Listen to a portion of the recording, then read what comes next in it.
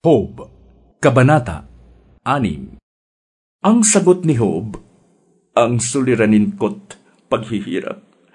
Kung titimbangin lahat, magiging mabigat pa kaysa buhangin sa dagat. Kaya mabibigat kong salita'y huwag ninyong ikagulat.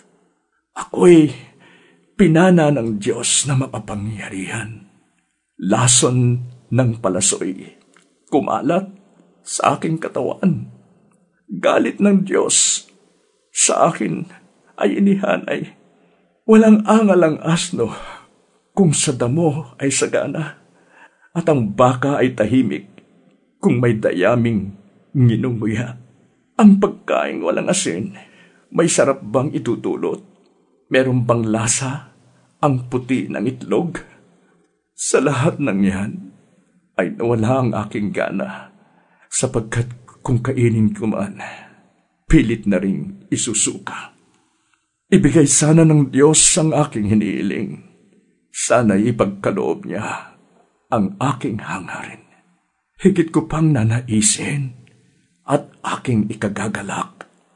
Ang buhay na taglay ko ay bigyan na niya ng wakas. Kapag nangyari ito, ako ililigaya. Sa gitna ng pagdurusa, lulundag sa saya. Alam kong banal ang Diyos, kaya di ko sinusuway kanyang mga utos. Ang lakas ko ay ubos na, di na ako makatagal.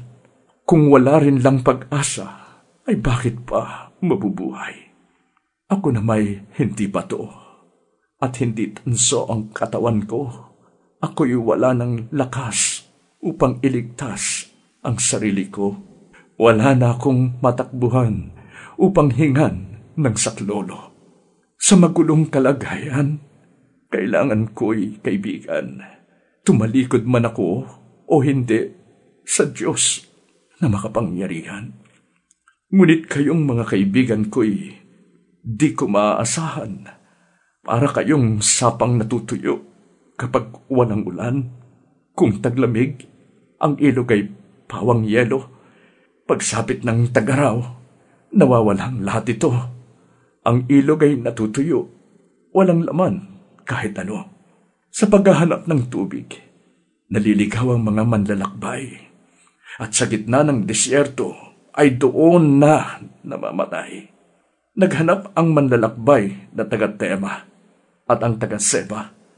Ngunit pag-asa nila'y nawala sa tabi ng tuyong sapa. Para kayong mga batis ng tubig ay natuyo. Kaya kayo ay nabigla nang makita niyo ang aking anyo.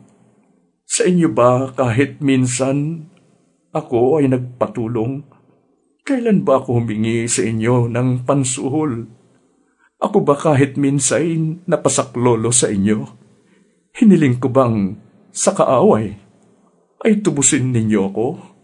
Pagkakamali ko'y sabihin at ako'y turuan. Ako'y tatahimik upang kayo'y pakinggan. Mga salitang tapat, kay gandang pakinggan. Ngunit mga sinasabi ninyo'y walang katuturan. Kung ang sinasabi ko ay walang kabuluhan, bakit ninyo sinasagot itong aking karaingan? Kahit sa mga ulila, kayo'y magpupustahan, pati kaibigan ninyo'y inyong pagsusugalan. Tingnan ninyo ko ng harapan. Hindi ko kayo pagsisinungalingan. Lumalabis na ang mali ninyong paratang. Tigilan nyo na yan pagkat ako'y nasa katuwiran. Akala ninyo ang sinasabi ko'y hindi tama at hindi ko nakikilala ang mabuti sa masama.